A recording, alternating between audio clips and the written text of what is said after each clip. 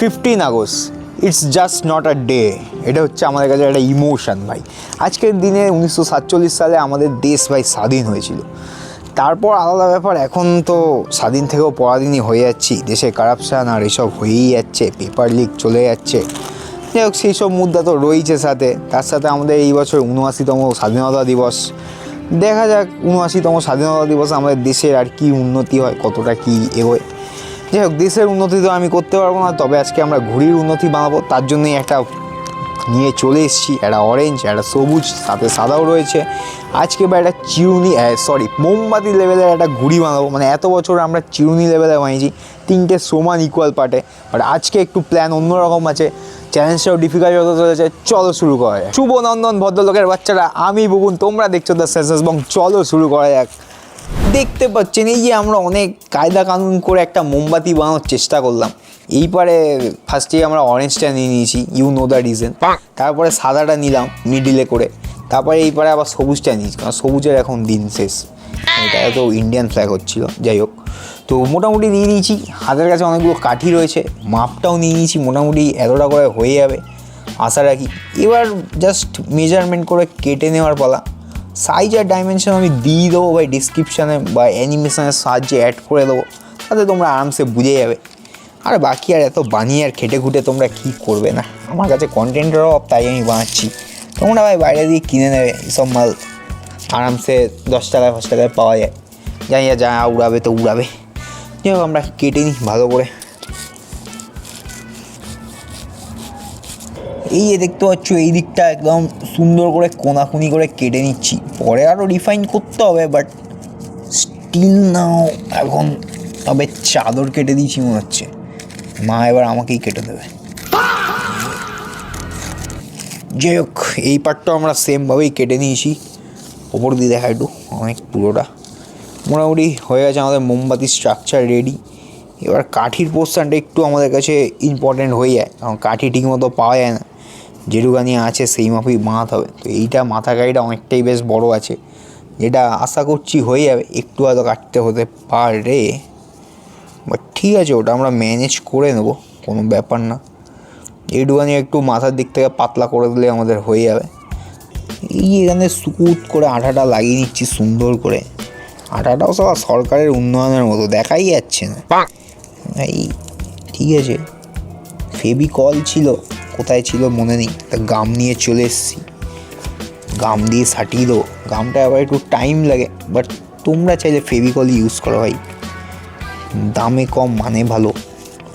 যাই হোক, আমি তো সাটিয়ে দিয়েছি, একটু রেস্ট দিয়ে দিতে হবে। তার সাথে আমরা এই পার্টটাকেও লাগিয়ে দেবো সুন্দরভাবে, সাদাটার ওপরেই লাগাচ্ছি। এইবারে কাগজগুলো একটু হয়ে গেছে একরকম, মানে কি বলবো, আর মার্বেল পেপার না কি সব এনেছি, কাইট পেপার আর পাওয়া যাচ্ছে না ভাই। তা পেছনের দিকে এরকম সাদাই রয়েছে, একবারে ভাই স্বাধীনতা দিবস দেখতে হবে তোমরা। যাই হোক, এটা আর এক্স্যাক্ট পতাকা নয়, জাস্ট একটা ক্লোন বলতে পারো। তারপর পতাকা নিয়ে তো লোকে ছাড়বে এই ভিডিও, তারপরে বলবে স্বাধীনতা দিবস পেরিয়ে গেছে, পতাকা মাটিতে গড়াচ্ছে। এ আর কী বলবো, প্রত্যেক বছরের একই গল্প, একদিনের জন্য হয়, তারপরে সব শেষ। যাই হোক, আমরা আঠাটা লাগিয়ে নিই, দিয়ে আর এটা চাপিয়ে দেবো সুন্দরভাবে।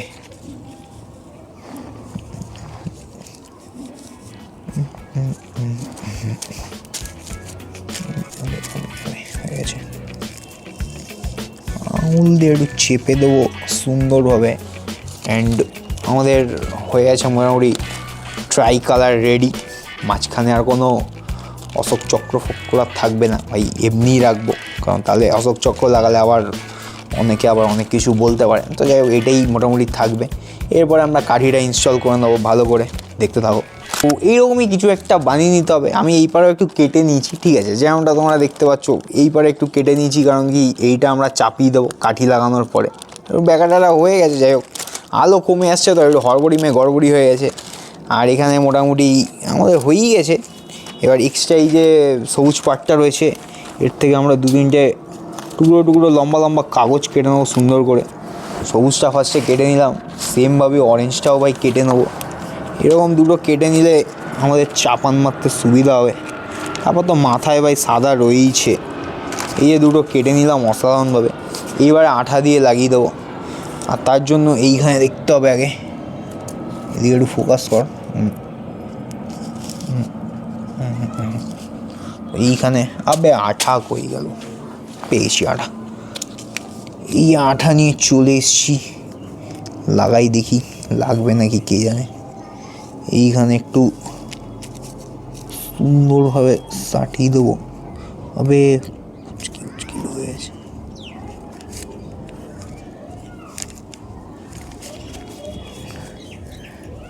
একদম চেপে এখানে লাগিয়ে দেবো। আর এইখানে একটা লাগাতে হবে, এইখানের জন্য এইটাই ঠিক আছে। উল্টো দিকটা লাগাবো, তাহলে কালারটা বজায় থাকবে। দেখতে ভালো মাল বানাতে গেলে যে কত খাটতে হয় ভাই। যাই হোক হয়ে গেছে। এটাকেও একটু ওপরের সাইডে লাগাবো, তাতে কী হবে, এখান থেকে হাওয়াটা যেটা বেরোনোর কথা ছিল সেটা আর বেরোবে না। সুন্দরভাবে চেপে দেবো।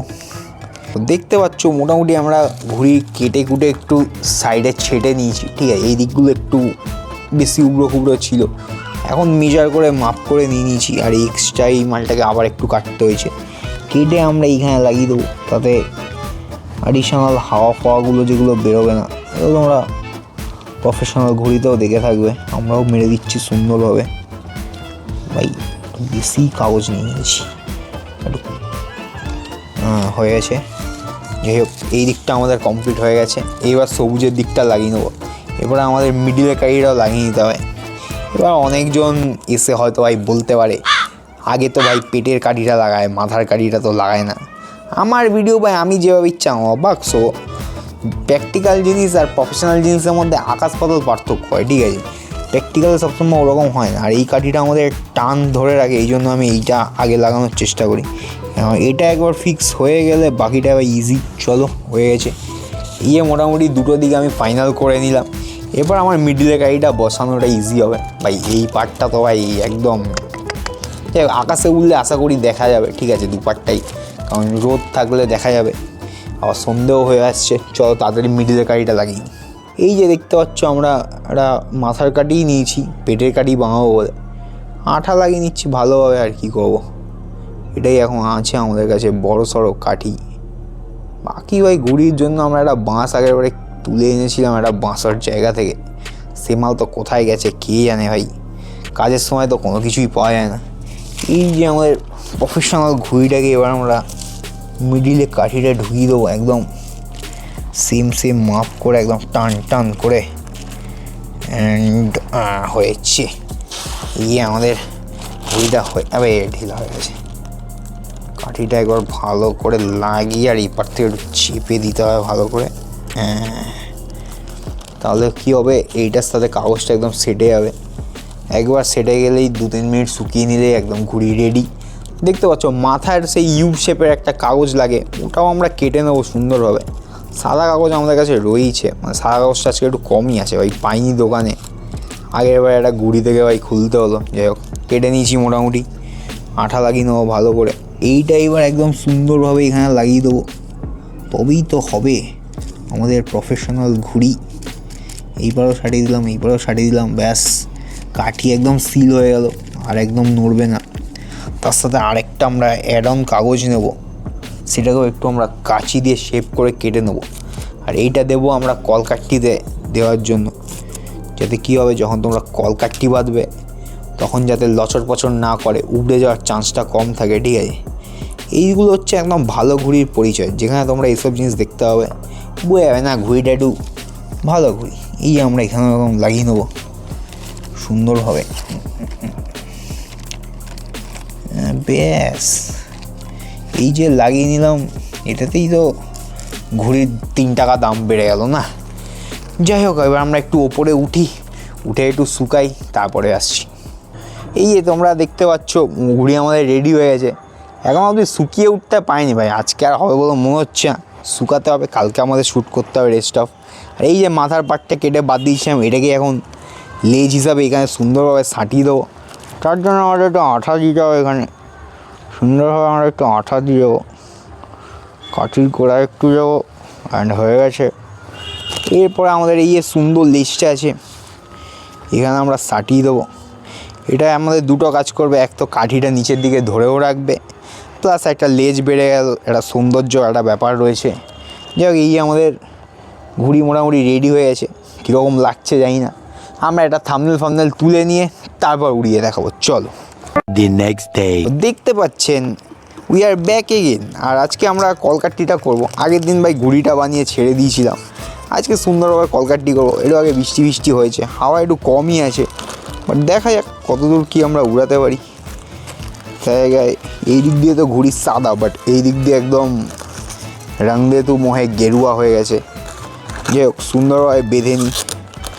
উপরে আবার ভাই না, উপর দিয়ে ভাই শত্রুপক্ষ বেরিয়ে গেছে।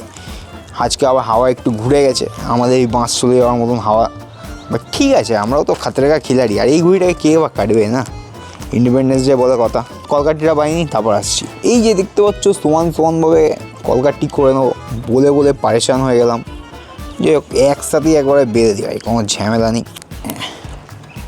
একসাথে বেঁধে দিয়েছি, দেখা যাক এবার কীরকম কী ওড়ে আমাদের ন্যাশনালওয়ালা। হাওয়া নেই ভাই, এটাই চাপ। ভেবেছিলাম হাওয়াটা থাকলে উড়িয়ে দেবো, বাট দেখা যাক।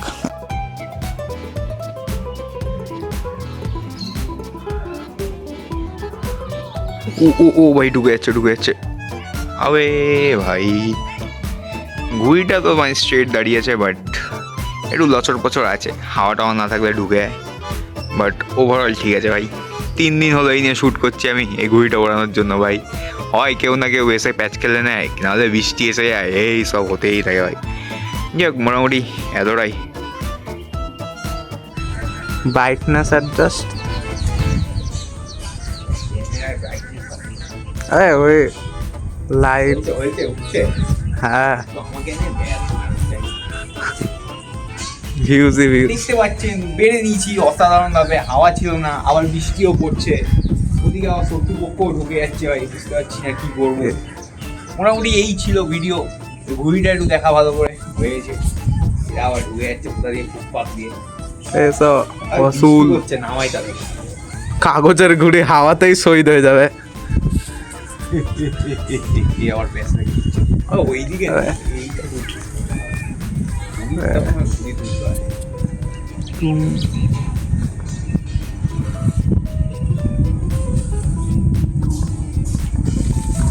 গেল।